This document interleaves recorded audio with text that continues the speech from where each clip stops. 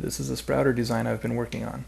We're starting 24 hours in progress of a time-lapse of hard red wheat seeds. Notice that giant hole in the plastic above the water level and below the seed cage. Now we are 36 hours in.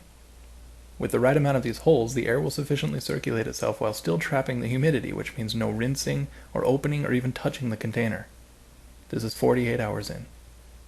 Right here I accidentally bumped the camera, not the container. The container takes care of the entire sprouting process without any outside maintenance.